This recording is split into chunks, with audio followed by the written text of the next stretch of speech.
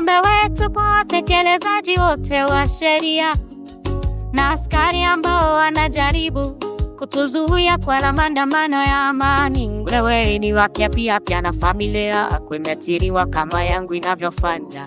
Kwa hivyo usiwapumbavu, amka. Busara usitumize, umejifunza kwa katika mafunzo yako ya polisi au shule ya jeshi. Tunayo haki za kikatiba za kujihusisha na maandamano ya amani. Kwa nini kutumia gesi ya machozi na kujaribu kutua polisi na askari? Wewe ni Kenya pia na familia yako imetiriwa kama yangu inavyofanya. Ni haki yetu ya kikatiba kuwa na maandamano ya amani.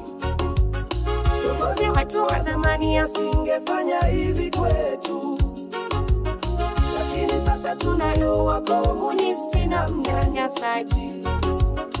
Ni haki yetu ya kikatiba kuwa na maandamano ya amani. Kwa nini gesi ya machozi na risasi za moja kwa moja? Je, una mama, dada au kaka? Je, una mtoto hawezi baba? Je, ungehisije ikiwa mtu angeua?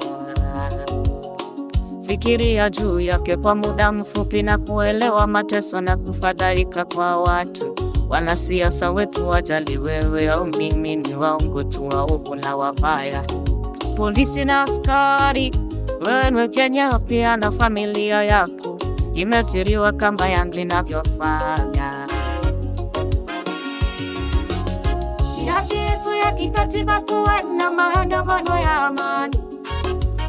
Viongozi wetu wa zamani asingefanya hivi kwetu, lakini sasa tunayo wakomunisti na mnyanyasaji. Ni haki yetu ya kikatiba kuwa na maandamano ya amani.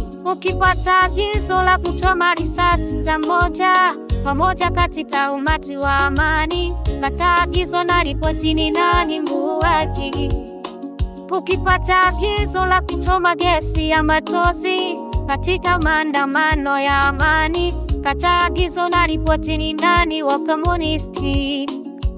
Fikiria juu ya familia yako, fikiria juu ya mustakabali wa taifa letu. Serikali ya sasa sisi sote chini ya kukandamizwa. Wewe ni afisa wa polisi au askari, lakini utagundua hii baadaye kwamba kile tulichokuwa tunafanya ni kuifanya nchi yetu iwe bora. Kwa hivyo tuache peke yetu ili tuweze kutuma ujumbe wetu kwa wanasiasa wote, mafisadi na kiongozi wa hema la kuja pepe. Polisi na askari, wewe ni Kenya pia na familia yako imetiriwa kama yangu inavyofanya. Ni haki yetu ya kikatiba kuwa na maandamano ya amani. Viongozi wetu wa zamani asingefanya hivi kwetu, lakini sasa tunayo wakomunisti na mnyanyasaji. Ni haki yetu ya kikatiba kuwa na maandamano ya amani.